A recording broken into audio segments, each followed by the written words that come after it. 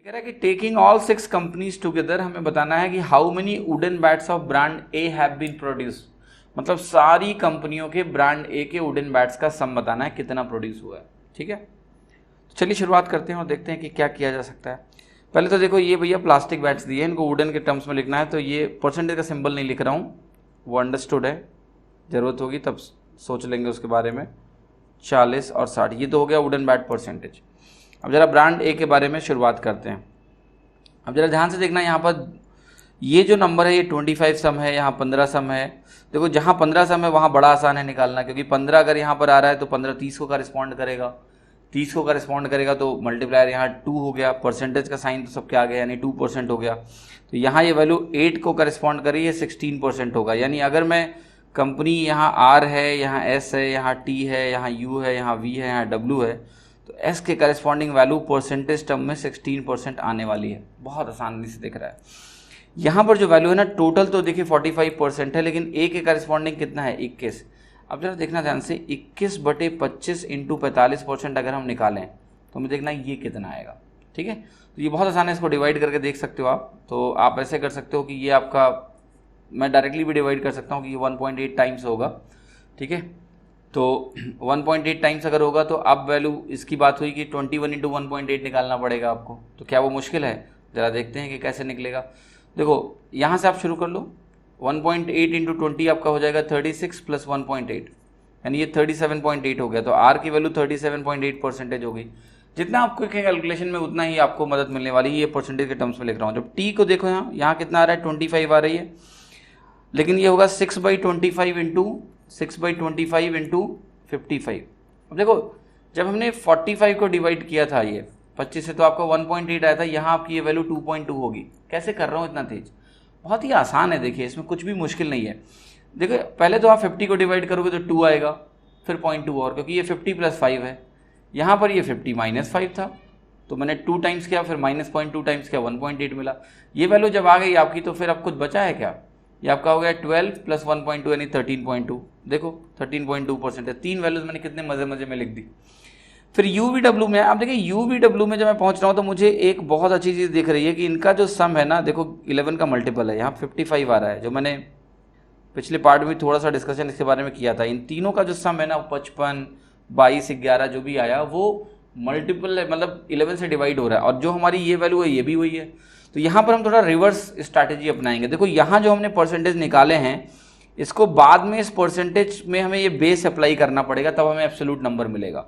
यहाँ हम पहले ही वो बेस अप्लाई कर देंगे, यहाँ हम वो पहले ही बेस वो परसेंटेज का अप्लाई कर देंगे।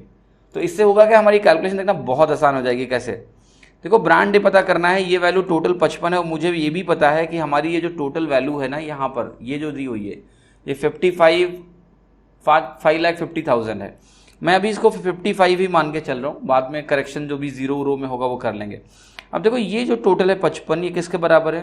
55 का यानी मल्टीप्लायर कितना हुआ? 1, यानी वुडन बैट कितने हुए? 41 को करेस्पॉन्ड करेंगे, 41 इंटू 1। लेकिन देखो यहाँ पर ये परसेंटेज है 25। अब परसेंटेज जो 25 होता है, ये तो मैंने एब्सोल्यूट वैल्यू निकाल ली, 41 के करेस्पॉन्डिंग 41 होगा बेस अप्लाई करके। अब 25% जो होता है वो 1/4 होता है। ठीक है, 25% को क्या बोलते हो आप? 1/4 of the number. 1/4 of the number यहाँ लिखोगे तो ये मिलेगा आपको 10.25, यानी यू आपको 10.25 मिला है। अब ये ध्यान रखना कि ये जो नंबर है ये एब्सोल्यूट नंबर है, इसके आगे जीरो भी लगेंगे। कितने जीरो? जो नहीं लगाए, 1 2 3 4 जीरोज हमने इसके आगे नहीं लगाए हैं, जो और आएंगे, यानी ये अभी मल्टीप्लाई होगा तो एक्चुअल वैल्यू आप समझ लो क्या होगी, 102500। ठीक है, तो ये ध्यान रखना है आपको, मतलब इसको मल्टीप्लाई करना है आपको 10,000 से, तो आपको एब्सोल्यूट वैल्यू एग्जैक्ट मिलेगी। मैंने उसको 55 कंसीडर किया है। अब मैं वी में आता हूँ, तो देखिए वी में क्या कहेंगे, 22 है। 22 टोटल वैल्यू कितनी है? 55 को करेस्पॉन्ड कर रहा है। मल्टीप्लायर कितना होगा 22 और 55 का? 2.5 होगा, 5/2 होगा ना मल्टीप्लायर, 2.5 से मल्टीप्लाई करो 55 मिलेगा। तो 7 के करेस्पॉन्डिंग वैल्यू कितनी आ गई? 14 + 3.5 17.5 आ गई। अब उस 17.5 देखो 7 को क्या करेस्पॉन्ड करेगा, 2.5 से गुणा करो, तो वही मैं कह रहा हूँ यहाँ 17.5 आएगा। अब 17.5 है, यहाँ जो परसेंटेज है वो 40% है। 40% का मतलब क्या होता है सर? 0.4 से मल्टीप्लाई करना पड़ेगा। 0.4 से मल्टीप्लाई करना पड़ेगा, उस परसेंटेज के जो डेसिमल वैल्यू है 0.4 होगी। देखो 17 × 4 = 68, ध्यान से देखना, ये आपको देगा 6.8 और 5 × 4 20 हो गया, 2 डेसिमल प्लेस लगाओगे ना 0 तो 6.8 और ये 0.2 बन गया, तो आपकी वैल्यू क्या आ गई 7। ये तो लंबा तरीका है करने का कैलकुलेशन को, ध्यान से देखना। 175 का डबल क्या होता है 350, उसका डबल क्या होता है 700, देख लो 2 डेसिमल प्लेस पे लगा दो 7 आ जाएगा, ठीक है। तो ये वैल्यू आपकी 7 आ गई उसको इस्तेमाल करने के बाद। अब देखिए ध्यान से, अब बचा है W में 11 है, 11 55 को करिस्पॉन्ड करेगा, तो 5 आपका मल्टीप्लायर होगा, 5 मल्टीप्लायर होगा, तो ये किसको करिस्पॉन्ड करेगा 25, और 25 का मुझे निकालना है 60%।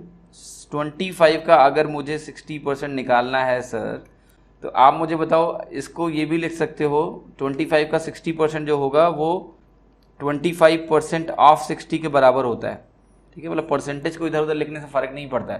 तो ये वैल्यू मुझे सीधे दिख रही है किसके बराबर है, ये वैल्यू मुझे दिख रही है कि ये वैल्यू 15 के बराबर है, ठीक है। तो इतना सारा हमने कैलकुलेशन जो करना था वो हमने कर लिया कि इस फॉर्म में हमने इसको लिखा, ठीक है। अब हम क्या करने जा रहे हैं, अब हम फाइनल आंसर निकालने जा रहे हैं। अब वो आप जरा ध्यान से देखिएगा, इन परसेंटेज वैल्यूज को पहले तो हम एब्सोल्यूट वैल्यू में कन्वर्ट तो करें। देखो यहाँ पर ये जो वैल्यू है, ध्यान से देखना, ये वैल्यू है, इसका सम करो जरा, ये देखो इसका सम करो कितना आ रहा है 51 आ रहा है, 51 16 कितना हुआ, ये 67% हो गया। अब इस 67% को हम एब्सोल्यूट वैल्यू में कन्वर्ट करेंगे, पर एक चीज़ का आपको विशेष ध्यान रखना पड़ेगा, और वो विशेष ध्यान आपको ये रखना पड़ेगा सर कि इन नंबरों के लिए हमने बेस को 55 माना हुआ है पहले से, तो 55 के हिसाब से ही परसेंटेज कन्वर्जन होगा, वरना हम गलत हो जाएंगे। तो इसको हम 0.55 लिखते हैं, क्योंकि अगर हमारा बेस 55 है तो 1% 0.55 होगा। ये लिखने के बाद हमारा आंसर देखिए आता है या नहीं। तो ध्यान से देखो, इसका सम पहले आप देख लो कितना है, ये आपका है 25 और 7 32.25, और यहाँ से देखते हैं कितना निकल के आता है। 67 को अगर हम 0.55 से मल्टीप्लाई कर रहे हैं, तो पहले तो आप 67 का 50% निकालो, 0.55 का मतलब 55%, ठीक है। तो इसका 50% निकाल लो, तो आपका हो गई, ये वैल्यू हो गई आपकी 33.5 प्लस 3.35, क्योंकि ये 0.55 था, तो ये हो गया आपका 36.85। अब जरा देखो यहाँ पर मैं लिख रहा हूँ सब, 36.85 आ गया। अब जरा इनको सम करो, तो ये सम कितना देगा आपको, ये वैल्यू आपको दे रहा है 68, और इनका सम आपको दे देगा 1.1, यानी ये हो गया आपका 69.1। डिजिट यही मैच कर रही है ना, 691 यही करेक्ट आंसर होगा। देखिए मैंने इतना समय इसलिए लगाया क्योंकि मुझे आपको एक एक चीज़ ठीक से समझानी थी, ठीक है, वरना ये पूरी कैलकुलेशन करने में मुझे तो टाइम नहीं लगने वाला। मैं पहली बात तो परसेंटेज कैलकुलेशन में बहुत क्विक हूँ, ये सब वैल्यू लिखना 37.8 16 13.2 मजाक है मेरे लिए। ये भी लिखना 10.25 होगा, 55 1 के इक्विवेलेंट हो गया, कैसे करके करना है, सब चीज़ें से हो जाती है। तो थोड़ा सा प्रैक्टिस आप अच्छे से करोगे तो ये क्वेश्चन भी डूएबल है, कैलकुलेशन मुश्किल नहीं है। ज़्यादा दिख रही है क्योंकि मुझे सब कुछ लिख के आपको दिखाना पड़ गया, ये भी लिख के दिखाना पड़ गया, ये भी लिख के दिखाना पड़ गया, है ना, सब कुछ लिख के दिखा रहा हूँ आपको, वरना मेरे लिए कैलकुलेशन बहुत ही आसान है, ठीक है। आगे बढ़ते हैं, अगला सवाल करते हैं।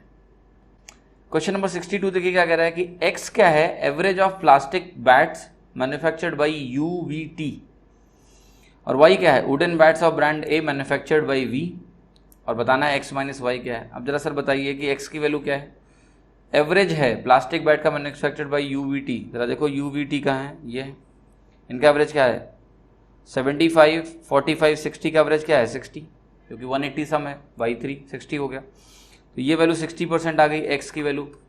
अब y की वैल्यू देखना, V ने जो A ब्रांड का बैट मैन्युफैक्चर किया है, इस 7 को करिस्पॉन्ड करेगा ये वैल्यू, ठीक है।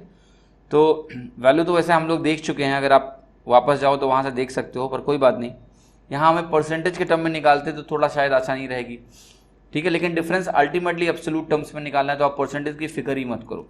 हम उसी स्ट्रैटेजी में जा रहे हैं कि 60 × 0.55 करना पड़ेगा इसको निकालने के लिए। बेस अगर 55 माना है हमने, तो यहाँ वाली वैल्यू कितनी आ जाएगी आपको पता है, ये 22 है 2.5 तो हमने निकाला था, ये वैल्यू हो जाएगी 17.5। फिर ये वाला 40% उसमें अप्लाई करेंगे, है ना, तो 40% अप्लाई करेंगे तो ये मल्टीप्लाई होकर 7 दे रहा था मुझे, राइट। तो यहाँ पर ये वैल्यू हो जाएगी -7, है ना। तो ये फाइनल आंसर हमारा देने वाला है, जहाँ भी मैच करेगा उसको हम मार्क करेंगे। तो ज़रा ध्यान से देखना ये वैल्यू, अगर हम इसको ध्यान से देखते हैं तो ज़्यादा कैलकुलेशन करना नहीं है, ये लगभग आपको दिखेगा कि ये 30 से ऊपर आने वाला है, थोड़ा सा इसेंशियली मैं कहूँ 33 आने वाला है, और -7 आपका कितना हो गया, 33 - 7 आपका हो गया 26, ठीक है, 26 यही मिल रहा है, वही सही होगा। अब देखिए मैं अगर कहूँ आपका जो 2 क्वेश्चन थे, चाहे वो 59 था या फिर 60 था या 61 था, इसमें थोड़ी सी कैलकुलेशन थी, पर उस कैलकुलेशन को आप आसानी से कर सकते हो अगर आपकी अच्छी कैलकुलेशन प्रैक्टिस है तो, वरना फिर आपको टाइम बिल्कुल लगेगा। ठीक है, तो ये जो 2 क्वेश्चन थे जो मैंने पिछले पार्ट में किया था, अगर आप देखो ये क्वेश्चन नंबर 60, ये भी थोड़ा कैलकुलेटिव था, बट जो समराइज्ड वर्जन मैंने आपको दिखाया था फाइनल की, स्मार्टली कैलकुलेट करोगे तो ये बहुत आसानी से होगा। और यहाँ पर भी 61 में भी वही है, इतना लंबा दिखा रहा हूँ इसलिए आपको लग रहा है, वरना ये बहुत आसानी से क्वेश्चन निकलेगा। ठीक है।